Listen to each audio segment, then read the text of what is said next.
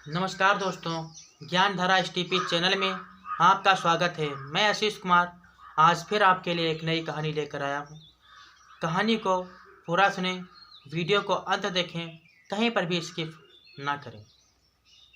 दोस्तों, आपने गांव में, समाज में देखा होगा, कोई बात छिपाने वाली है और किसी स्त्री को वह बात पता चल जाए तो फिर वह बात पूरे गांव में, पूरे समाज में ऐसे फैलती है जैसे हवा चलती है। तो यह स्त्रियां बात क्यों नहीं छुपा पाती हैं? आज मैं इस कहानी के माध्यम से आपको बताऊंगा कि नारी जात को श्राप लगा हुआ है किसी महापुरुष का, किसी धर्मात्मा का, कि बात कितनी भी छुपाने वाली हो मगर यह स्त्रियां बात नहीं छुपा पाती हैं।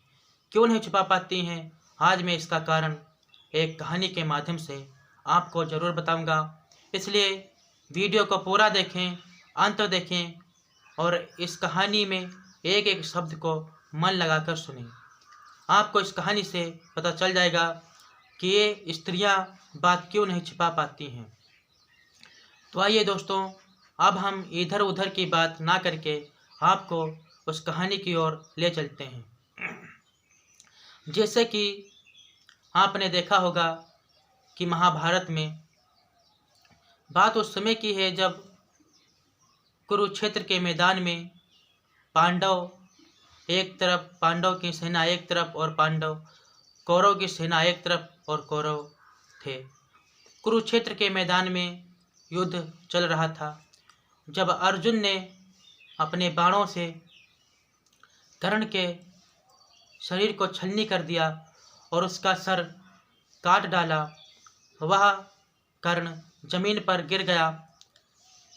तो फिर यह बात जब कुंती को पता चली, कुंती लेटी हुई थी, आराम कर रही थी, लेकिन जब यह बात कुंती को पता चली कि अर्जुन ने कर्ण को कुरुक्षेत्र के मैदान में मार दिया, तब रोती हुई, बिलखती हुई कुंती कुरुक्षेत्र के मैदान में आती हैं और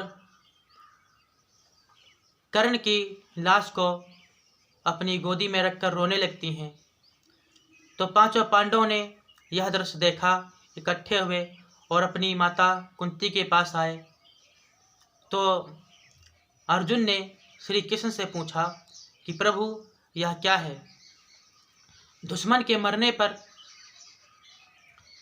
खुशी मनानी चाहिए जबकि मेरी माता मातम मना रही हैं, रो रही हैं, यह क्या मामला है?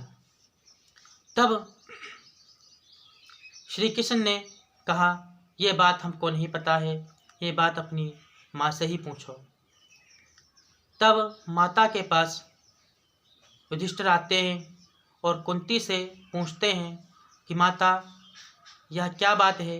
यह तो हमारा दुश्मन है, कौरवों की सेना की तरफ था, यह मर गया तो अच्छा हुआ और आप इसकी मौत पर रो रही हो। तो फिर कुंती ने कहा कि बेटा, यह तुम्हारा दुश्मन नहीं है, यह तुम्हारा बड़ा भाई है, इसे तुम दुश्मन समझ रहे हो, यह हमारा पुत्र है, यह आपका बड़ा भाई है। तब युधिष्ठिर ने कहा, माता, तुमने इतनी बड़ी बात हमसे छुपाई, हम लोगों से छुपाई, एक भाई से भाई की हत्या करवा दी। तो जाओ, मैं नारी जात को श्राप देता हूँ कि आज के बाद कोई भी नारी, कितनी भी बड़ी बात क्यों ना हो, उस नारी से वह बात नहीं छिपेगी। वह बात ऐसे फैलेगी जैसे हवा चलती है, हवा फैलती है। तो इसलिए दोस्तों ध्यान रखो, यह कहानी असली है, असलियत में यह बात है कि नारी जात को श्राप लगा हुआ है युधिष्ठिर जी का कि कितनी भी बड़ी बात हो, नारी नहीं छुपा पाएगी, वह एक दूसरे से बताएगी जरूर। यह महाभारत में कहानी मिली है और आपके सामने हमने रख दी है। इसलिए दोस्तों अब आप समझ गए होंगे कि दुष्टर के द्वारा नारी जात को यह श्राप दिया गया है कि कितनी भी बड़ी बात हो वह उससे नहीं छुपेगी। इसलिए दोस्तों मैं आशा करता हूँ आपको यह कहानी अच्छी लगी हुई होगी और मैं अगली कहानी में मिलता हूँ। तब तक के लिए दोस्तों नमस्कार।